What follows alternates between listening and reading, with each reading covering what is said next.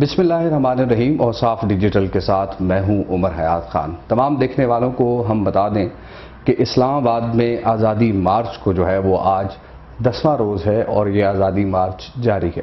جمعیت علماء اسلام کے بہت بڑی تعداد میں کارکنان اس آزادی مارچ کا حصہ ہیں اور ہم دیکھتے ہیں کہ جو قائد ہیں جمعیت علماء اسلام کے مولانا فضل الرحمان، وہ اس آزادی مارچ سے ہر رات جو ہے وہ خطاب کرتے ہیں۔ اپنے خطاب میں بہت سی ایسی باتیں کرتے ہیں کہ جو یقینی طور پر کچھ لوگوں کو اچھی نہیں لگتی۔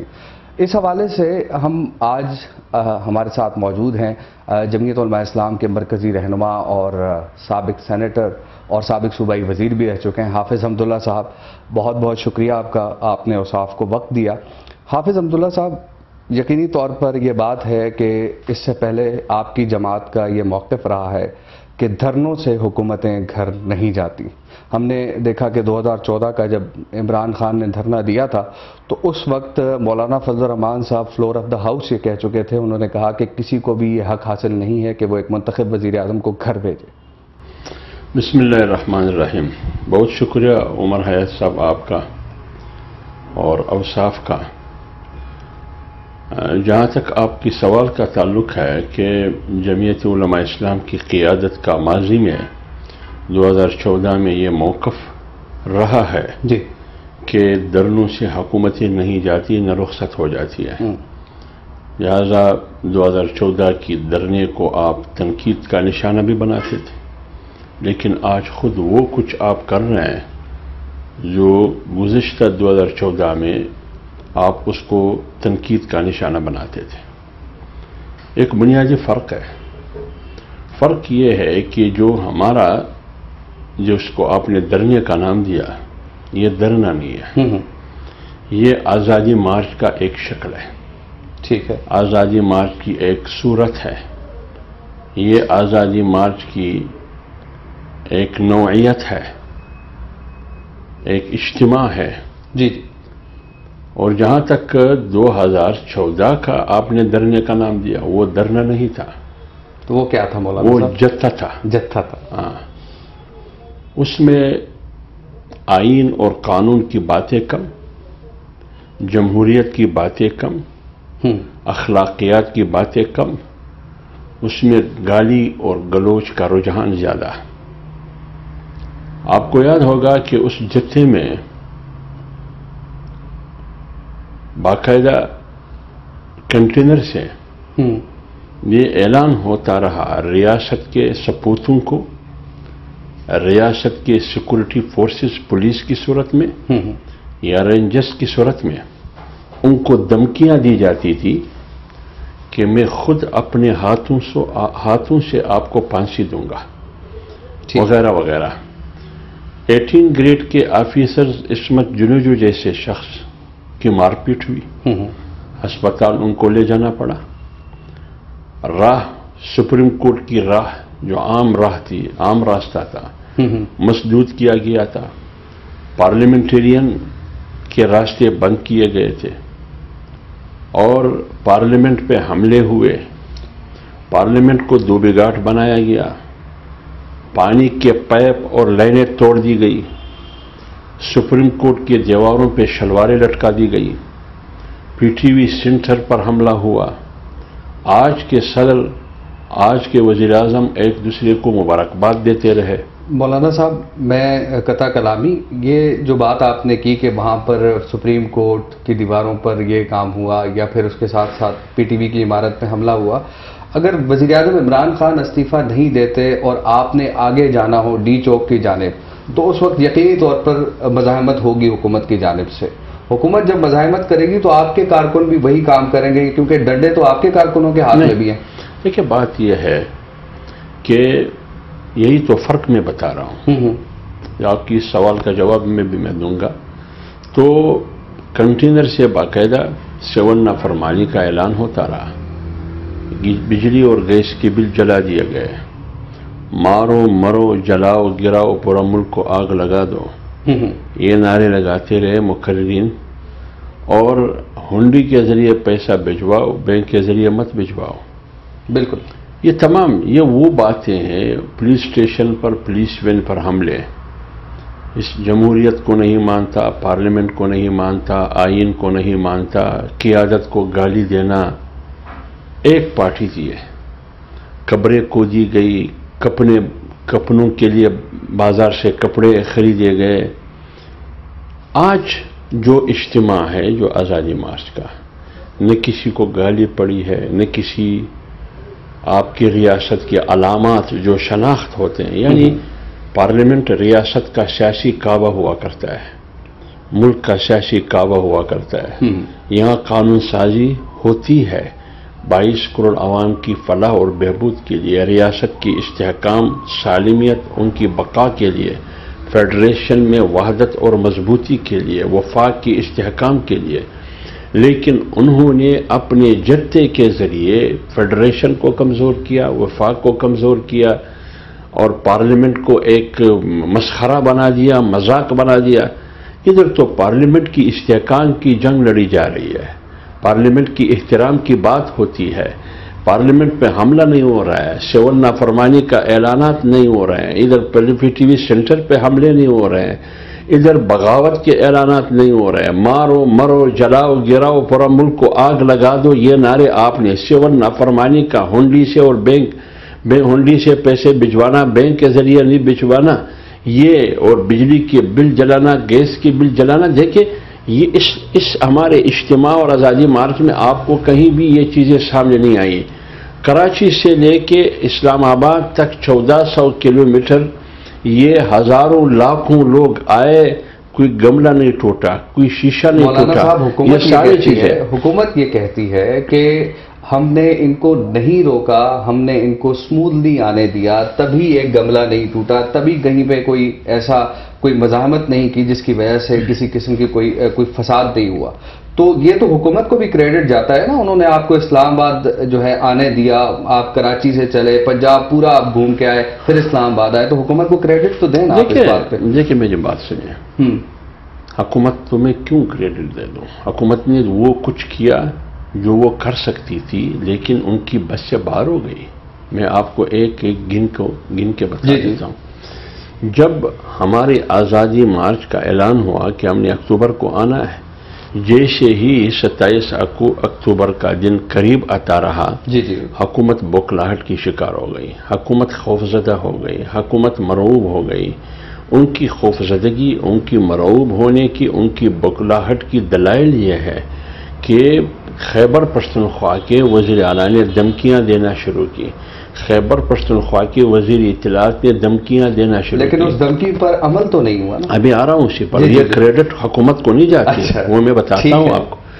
آپ کی وفاقی وزیر داخلہ نے ہمیں دھمکیاں دینا شروع کی کہ اٹک سے آگے نہیں جانے دوں گا، یہ کروں گا، وہ کروں گا. لیکن بعد میں وہی وزیر داخلہ اس نے یہ اعتراف کیا کہ معاملات ہمارے وزراء کی جو بیان ہے ان سے خراب ہوئے ہیں. دیکھیں نا، وہ بھی میں یہ ان کی دھمکیاں آپ کے سامنے، ان کی وفاقی وزراء کی مذاق، ان کے مسخرے، ان کی توہین آمیز ریمارکس، وہ بھی آپ کے سامنے ہے.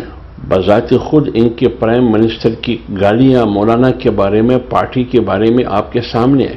ہمارے تنظیم انصار الاسلام کو بین کیا گیا 48 گھنٹوں کے اندر. اور تو کیا شناختی کارڈ میں آ رہا ہوں، یہ بوکھلاہٹ نہیں تھی تو یہ خوفزدگی نہیں تھی تو یہ کیا تھی؟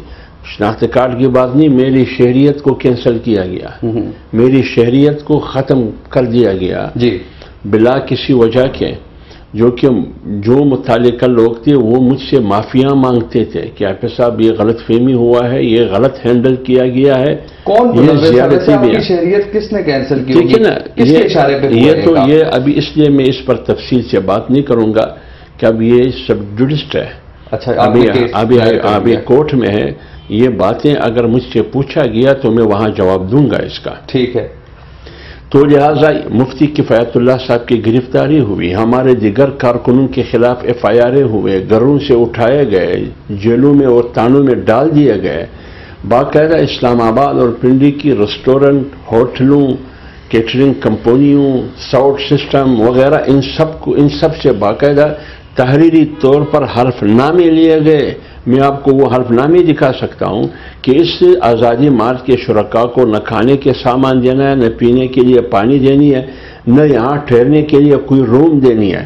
یہ آج بھی مساجد کے پانی بند کر دیے گئے کہ کیونکہ آزادی مارچ کے شرکاء وضو کرنے کے لیے آتے ہیں، کسی انسانی وہ جو وضو نماز پڑھنے کے لیے آتے ہیں. لیکن ہماری اطلاع کے مطابق جو آزادی مارچ میں شریک جو آپ کے کارکنان ہیں ان کی اکثریت مساجد اور مدارس میں ہی رہتی ہے رات کو. میری بات نہیں، یہ بھی شاید آپ کو اطلاع ہوگا کہ ہمارے ساتھی جب بارش 3 دن مسلسل ہو رہی تھی وہ باقاعدہ میٹرو کے وہ جو ٹنل ہوتے ہیں اس میں وہ رات گزارتے تھے. بالکل درختوں کے نیچے رات گزارتے تھے.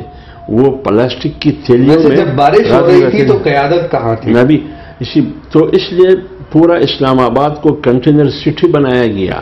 جب میں 1400 میل پرامن طریقے سے آ رہا ہوں، آپ کی میٹرو بھی چلتی رہی، آپ کے تمام ٹریفک رواں دواں تھی، اور رکشے میں اگر فیملی ان کا راستہ بند ہو، ہمارے رضاکار ان کو ہاتھوں میں اٹھا کے ان کو راستہ دیتے ہیں، ایمبولینس کو راستہ دیتے ہیں. آج نیشنل اور انٹرنیشنل میڈیا ہمارے پرامن اور پرسکون اور ایک تربیت یافتہ فورس اور ہمارے کارکنوں کی تعریفیں آپ خود تعریف کرنے پہ مجبور ہو گئے. ہم تو ڈیفینیٹلی کہ جب ہمارے میڈیا کے لوگ وہاں جاتے ہیں تو ان کو بڑے اچھے طریقے سے، خاص طور پر جو خواتین کا اکرام کیا جاتا ہے وہاں پہ، ان سے جس عزت و تکریم سے پیش آیا جاتا ہے وہ یقینی طور پر ہم نے اس سے پہلے کبھی نہیں دیکھا. اس کا کریڈٹ ہم آپ کو دیں گے. لیکن میں یہ پوچھ رہا ہوں کہ جب بارش ہو رہی تھی، آپ کی اور مولانا فضل الرحمان صاحب کی بھی ایک تصویر سوشل میڈیا پر وائرل ہے کہ آپ مولانا صاحب کے کمرے میں موجود ہیں اور باہر جو ہے کارکن، عام کارکن جو خضدار، سبی اور سندھ، جیکب آباد ان علاقوں کے لوگ آئے ہوئے ہیں، وہ لوگ بیچارے بارش میں اور آپ دیکھیں نا. میں ذرا حکومت کی بوکلاہٹ کی وہ لمبی فہرست آپ کو بتا دوں. پھر انہوں نے کیا کیا، مولانا کو اور آزادی مارچ کو میڈیا سے بلیک آؤٹ کیا. پیمرا نے باقاعدہ کہا کہ پریس ٹاک، میڈیا ٹاک آزادی مارچ کی کسی ایکٹیویٹی کو نہیں دکھانا ہوگا. لیکن یہ جو آپ کہہ رہے ہیں کہ حکومت رکاوٹ نہیں بنی، جو آپ کے بنیادی سوال کا ایسا تھا، حکومت کو کریڈٹ دینا چاہیے. دیکھیے حکومت نے یہ تمام ہتھ کنڈے، یہ تمام اقدامات منفی کیے جو میرے آئینی اور جمہوری حق کو ان کا راستہ روکنے کے لیے. میں اسلام آباد ہائی کورٹ کا شکریہ ادا کرتا ہوں اور میں پشاور ہائی کورٹ کا شکریہ ادا کرتا ہوں کہ ایک نے میڈیا کو حکم دیا کہ یہ جمہوریت اور آئین کے خلاف ہے، آرٹیکل 19 کے، اور دوسرے نے آزادی مارچ کو اجازت دی کہ وہ آ سکتا ہے، یہ ان کا آئینی اور جمہوری حق ہے. اس لیے میں ان کو اپریشیٹ کرتا ہوں. آپ کا جو سوال ہے کہ کارکن بارش کے تلے، آسمان تلے، وہ زمین پر جو گیلی ہوئی زمین، سردی میں وہ سڑ رہے تھے اور قیادت پتہ نہیں کہاں تھی. بالکل. دیکھیے بات یہ ہے، جمعیت علماء اسلام نے ذمہ داریاں تقسیم کی ہیں. یہ ضلع کی سطح پر، تحصیل کی سطح پر، یونین کی سطح پر پورے ملک سے لوگ آئے ہیں. 10 کے گروپ کو، جماعت کو 20 کی جماعت کے سر پر ایک امیر ہوا کرتا ہے. پھر پورے ضلع کا امیر ہوا کرتا ہے. ان کی خبرداری، ان کا تیمارداری، خدا نخواستہ کوئی بیماری ہو، ان کی تمام زندگی کی جو ضروریات، کیا کمی کیا بیشی، یہ ان کو باقاعدہ ذمہ داریاں دی گئی ہیں. اب آئیے قیادت. دیکھیے قیادت کی سیکورٹی کا مسئلہ بھی ہے، ان کی زندگی کا مسئلہ بھی ہے، اور پھر آپ کی خود کارکن یہ نہیں چاہتے. پچھلے دن قیادت پوری اجتماع کے بیچ میں سے کنٹینر آیا تو اس کو باقاعدہ کہا گیا کہ یہ آئندہ نہیں ہونا چاہیے، کیونکہ باقاعدہ حکومت نے ایک لیٹر جاری کیا ہے کہ آپ کی زندگی کو خطرہ ہے، کچھ بھی ہو سکتا ہے، لہذا یہ بے احتیاطی نہیں ہونی چاہیے. تو اس لیے میں کہتا ہوں اس کو آپ اس تناظر میں دیکھیں کہ سیکورٹی کا مسئلہ، زندگی کو خطرات، مختلف قسم کے مسائل یہ ہوتے ہیں. تو اس لیے ہم تھوڑی سی محتاط انداز میں رہتے ہوئے ادھر ادھر ساتھی لے کے جاتے ہیں. اس لیے یہ بات نہیں ہے. اور کارکن آپ دیکھتے ہیں مطمئن بھی ہے اور جذبہ ان کا پہلے سے مضبوط بھی ہے، اور آگے بیٹھنے کے لیے جتنا بھی ہو قیادت کے حکم کے منتظر بھی ہے. میں یہ سوال کروں گا کہ ناقدین یہ کہتے ہیں کہ جن لوگوں کو JUI لے کر آئی ہے پورے ملک سے، ان کو یہ نہیں پتا کہ اس آزادی مارچ کا مقصد کیا ہے، کیونکہ میڈیا پہ بعض کلپ بھی ہم دیکھتے ہیں کہ ان لوگوں کو نہیں پتا. وہ کہتے ہیں نہیں جی عمران خان قادیانی ہے، عمران خان یہودی ہے، ہم نے اس کو ہٹانا ہے. تو یہ مائنڈ سیٹ کیا آپ لوگوں نے بنایا ہے، JUI نے بنایا ہے لوگوں کا؟ نہیں، دیکھیے یہ بات نہیں ہے. بات یہ ہے بنیادی طور پر ایجنڈا آپ کو معلوم ہے، عمران خان کا استعفیٰ، فری اینڈ فیئر الیکشن اور آئین کی بالادستی اور حکمرانی، سویلین بالادستی، اور ان اداروں کی جس کا سیاست سے کوئی تعلق نہیں، ان کو سیاست سے باہر رکھنا، الیکشن سے باہر رکھنا، یہ ہر کارکن کو بھی معلوم ہے اور ہر ذمہ دار کو بھی معلوم ہے۔ جہاں تک آپ قائدیانی نواز کی بات کرتے ہیں، یہودی نواز کی بات کرتے ہیں، یہ اس لمبی فہرست میں سے ایک نقطہ ہے، یعنی ان کی لیکن لوگوں کو تو یہ بتا کے لایا گیا کہ یہ جگہ صرف یہ نہیں، یہ تمام چیزیں، اس میں سے ایک چیز یہ ہے کہ جب میاں عاطف قائدیانی کو اقتصادی کونسل میں لیا گیا، سینٹ میں باقاعدہ انسداد توہین رسالت کے قانون کو غیر مؤثر اور ختم کرنے کے لیے ایک وفاقی وزیر حماد اظہر نے باقاعدہ آئینی ترمیمی بل پیش کی، ان کی پارلیمنٹ کی خاتون نے بیت المقدس یہودیوں کے حوالے اسرائیل کو تسلیم کرنے کی بات کی، آسیہ کی رہائی میں خود عمران خان امریکہ میں بیٹھ کے انٹرویو دیتے ہوئے کہتے ہیں کہ ان کی رہائیوں میں میرا اور میرے حکومت کا رول تھا، وہ کریڈٹ لینا حاصل کرنا چاہتے تھے۔ یہ سب چیزیں ان کو سامنے رکھ کر یہ وہ حصہ ہے ان کی نااہلیوں کا جو انہوں نے ڈائریکٹ آئین کو بھی ڈیمیج کیا، جو آئین کا آرٹیکل 260 ہے، آئین کا آرٹیکل 227 ہے کہ قرآن و سنت کے خلاف کچھ نہیں ہوگا، اور 30 ہے آئین کا آرٹیکل 1 ہے اور 2 الف ہے، اور آئین کا دباجہ ہے۔ ان تمام اقدامات کا بنیادی طور پر حملہ آئین کے ان آرٹیکلز پر تھے، جو کہ ضمانت یہ دی گئی ہے اور حلف لیا گیا ہے کہ آئین کی ایک ایک آرٹیکل کا تحفظ اور دفاع میں کروں گا، یہ حلف لیا ہے ایز اے رکن پارلیمنٹ بھی، ایز اے پرائم منسٹر بھی، یہ تمام۔ لیکن وہی آدمی جو تحفظ کا حلف اٹھاتے ہیں وہی ان کو ڈیمیج کرتے ہیں، تو لہٰذا ایک پاکستان کی 22 کروڑ عوام اور ان کی مذہبی نمائندگی کرنے والے مذہبی حلقے، بالخصوص سیاسی میدان میں جمعیت علماء اسلام، یہ ایشو تو پھر وہ اٹھائے گا نا۔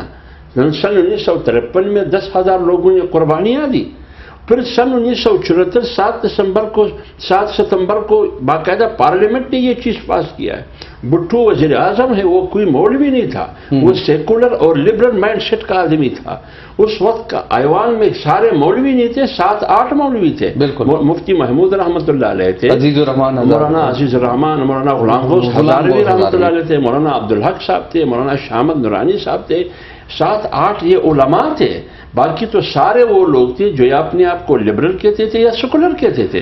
تو اس لیے میں کہہ رہا ہوں کہ ان اقدامات نے ان تمام پوری قوم کو اس پہ مجبور کیا کہ اس بندے کے جو اقدامات ہیں یہ مغرب کی خوشنودی کے لیے ہے، اور یہ وہ ہے جس کے بنیاد پر آپ اس کو قائدیانی نواز بھی کہہ سکتے ہیں، یعنی قائدیانیوں کے لیے ایک نرم گوشہ رکھنا۔ لیکن یہ کام مسلم لیگ نون کی حکومت میں بھی ہوا، جس کے نتیجے میں زاہد حامد جو وزیر قانون تھے ان کو جانا پڑا۔ آپ نے سینٹ میں نشاندہی کی تھی کہ یہ ترمیم لائی جا رہی ہے، لیکن اس وقت تو آپ نواز شریف یا مسلم لیگ نون کی حکومت کے خلاف آپ نے نہ کبھی استعفوں کی بات کی، نہ کبھی احتجاج کی بات کی، تو اب جب وہ یہ ترمیم لے کے آئے تو آپ نے اس کو ناموس رسالت یا ختم نبوت کا مسئلہ بنا لیا۔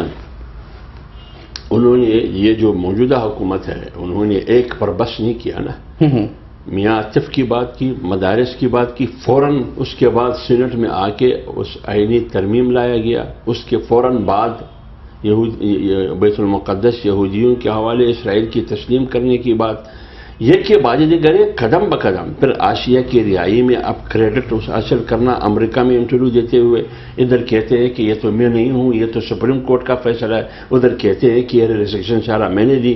تو یہ باتوں میں جو تضاد اور منافقت ہے اس سے لوگوں کو یقین ہوا۔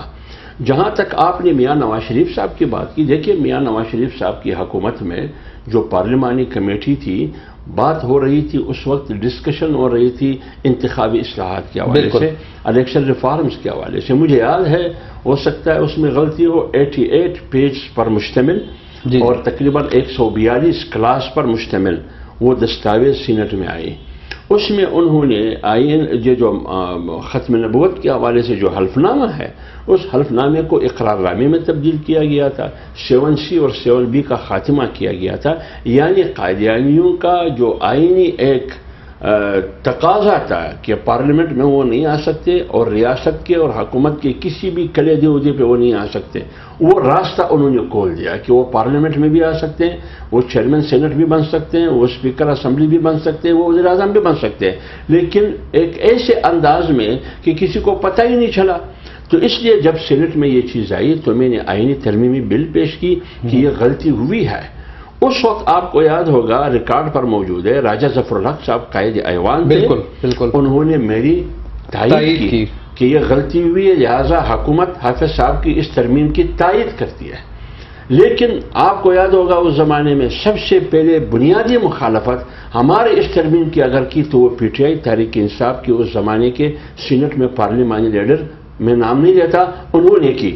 اچھا، اس لیے میں کہہ رہا ہوں کہ آپ یہ جو بات کرتے ہیں کہ استعفے کیوں نہیں دیں، اس چیز کا اصلاح 15 دن میں ہوا، بلکہ پہلے سے بھی مؤثر انداز میں، جب حکومت کو نشاندہی ہم نے کی کہ یہ غلطی تم نے کی ہے، حکومت نے کہا کہ اس کا ازالہ ہم کریں گے، یہ غلط فہمی میں ہوا ہے، انہوں نے 15 دن کے اندر اس کا ازالہ کر دیا، تو پھر اس میں کیا خبر؟ کیا آپ یہ نہیں سمجھتے کہ آپ کے آزادی مارچ کا فائدہ آپ کے ساتھ کنٹینر پہ کچھ وقت کے لیے آنے والوں کو ہوا؟ دیکھیے، یہ جتنی بھی ایکٹیویٹی ہے، 25 جولائی 2018 کا الیکشن ہوا جی، 26 جولائی 2018 کو بیٹھک ہوتی ہے، تمام متحدہ اپوزیشن کی جماعتوں کی، لیڈ کرتا ہے مولانا صاحب، فیصلے ہوتے ہیں یہ کہ رگ الیکشن ہے، فری اینڈ فیئر الیکشن، یہ اپوزیشن کی تمام جماعتوں کا متفقہ ڈیمانڈ بھی ہے اور فیصلہ بھی ہے اور آج بھی ہے۔ اب آئیے اس بات پر کہ آزادی مارچ میں یا آزادی مارچ کے اجتماع میں شراکت آپ کی ہے 99% یا 95%، باقی جو جماعتیں ہیں، بالخصوص جن جماعتوں کو آپ اشارہ کرتے ہیں PMLN اور پیپلز پارٹی کو، جی، اس کی شراکت داری بھی نہیں ہے، شیئر بھی نہیں ہے، اور فائدہ بھی ان کو مل رہا ہے اس آزادی مارچ کے نتیجے میں۔ دیکھیے، یہ سوال قیادت سے بھی کی گئی، مولانا صاحب سے بھی کی گئی، جواب میں یہ دیتا ہوں کہ آج بھی ہم کہتے ہیں کہ اپوزیشن اسی ایجنڈے پر، اسی موقع پر قائم ہے کہ وزیر اعظم کا استعفیٰ، حکومت کا خاتمہ، اسمبلیوں کی تحلیل، فری اینڈ فیئر الیکشن، آج بھی ہم یہ کہتے ہیں۔ اگر آپ کی یہ بات نہیں مانی جاتی، ابھی میں آ رہا ہوں، اس سے پہلے میں یہ بات پوری کر لوں، جب آپ کہتے ہیں کہ ان کی شیئر کم ہے، ان کی اشتراک کم ہے آپ کے ساتھ، دیکھیے ہم پہلے سے ہی طے کر چکے ہیں، کیونکہ ہم تو 1 سال سے سڑکوں پر تھے، ہماری تیاری تھی جسمانی طور پر، انتظامی طور پر، یعنی پارٹی کے اندر ذہنی طور پر بھی یہ ہماری تیاری تھی، دیگر پارٹیوں کی تیاری نہیں تھی۔ یہ فیصلہ باقاعدہ رہبر کمیٹی اور سربراہ پارٹی نے یہ طے کیا تھا کہ ہر پارٹی اپنی تیاری کے مطابق، اپنی صلاحیت کے مطابق اس میں حصہ ڈال سکتے ہیں۔ وہ شریک ہوئے، جو جلسے میں شریک ہونا تھا وہ جلسے میں شریک ہوئے، جس نے خطاب کرنا تھا انہوں نے خطاب کی، جس نے جگہ جگہ استقبال کرنی تھی انہوں نے استقبال کیا، جو جلوس اور اجتماع کا حصہ بن سکتا تھا وہ حصہ بن گیا۔ یہ ہمارے اور متحدہ اپوزیشن کی تمام جماعتوں کے درمیان ایک متفقہ فیصلہ تھا، لہذا اگر اس تحریک کے نتیجے میں، اس آزادی مارچ کے نتیجے میں متحدہ اپوزیشن کی کچھ جماعتوں کو ریلیکسیشن اور رعایت ملتا ہے آپ کی سوال کے مطابق، جی، آپ کی سوال کے مطابق، جی میں نے سوال کیا، آپ کی سوال کے مطابق ہمیں کوئی اعتراض نہیں ہے، ہمیں خوشی ہوتی ہے۔ کیوں؟ اس لیے کہ ہم اس احتساب کو، ان گرفتاریوں کو ہم تسلیم نہیں کرتے ہیں، ہم اس کو احتسام سمجھتے ہیں۔ اگر عمران خان استعفیٰ نہیں دیتا، الیکشن نہیں ہوتے، تو کیا آپ کے آزادی مارچ کا فائدہ تو آپ کو نہ ہوا نا؟ آزادی مارچ کا فائدہ تو کسی اور کو ہوا۔ اب مجھے یہ بتائیے کہ آگے آپ کا پلان کیا ہے؟ کیا آپ مزید کتنے دن تک یہاں بیٹھیں گے یا پھر آگے کی ڈی چوک کی طرف موو کریں گے؟ دیکھیے، میں نے آپ کو فائدے کا جواب دے دیا کہ ہم اس گرفتاری کو بھی ناجائز سمجھتے ہیں، احتساب کو ہم انتقام سمجھتے ہیں۔ اس کے لیے میرے پاس 3 دلائل ہے، اختصار میں کرتا ہوں۔ پہلی بات یہ کہ جاوید چودھری نے چیئرمین نیب سے انٹرویو لی، آج بھی وہ ریکارڈ پر موجود ہے. یہ دلیل ہے اس بات کی کہ ہم اس کو احتساب نہیں سمجھتے، یہ انتقام سمجھتے ہیں. دوسرا، سپریم کورٹ کے چیف جسٹس سعید کوسہ نے کہا کہ احتساب نہیں ہے، یہ سیاسی انتقام کا تاثر اور سیاسی انجینئرنگ کا تاثر مل رہا ہے. ٹھیک ہے. تیسری بات یہ کہ وفاقی وزیر داخلہ نے کہا کہ میاں نواز شریف صاحب کے ارد گرد اگر 6-7 آدمی نہ ہوتے وہ چوتھی بار بھی وزیر اعظم بن جاتا. اس کا مطلب یہ ہے کہ مسئلہ کرپشن کا نہیں ہے، مسئلہ کہیں اور اڑا ہوا ہے. تو اس لیے میں کہہ رہا ہوں کہ یہ احتساب نہیں، یہ انتقام ہے. ابھی آئیے آپ کے سوال پر.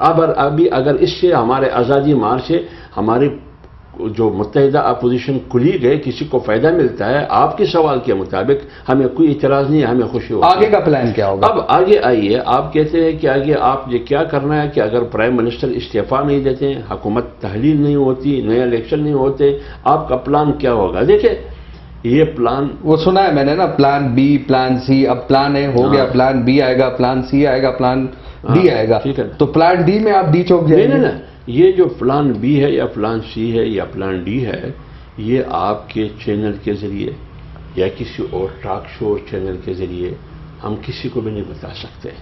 یہ ہمارے وہ پتے ہیں جو بر وقت ہم اس کو. ہم نے سنا ہے کہ آپ پورے ملک کی شاہراہیں بلاک کریں گے پلان بی کے تحت. یہ تجاویز ہے، اس میں استعفیٰ دینے کی تجاویز بھی ہے تمام پارٹیوں کی. یہ بھی ایک آپشن ہے کہ ہم نے پارلیمنٹ سے استعفیٰ دینے ہیں، یہ بھی ایک آپشن ہے. تمام شاہراہیں بند کرنا، یہ بھی آپشن ہے. شٹر ڈاؤن، یہ بھی آپشن ہے. جیل برو تحریک، یہ بھی آپشن ہے. یعنی مطلب یہ ہے، کہنے کا مقصد یہ ہے کہ اس حکومت کو، حکومت کرنے والوں کو حکومت کرنے نہیں دیں گے.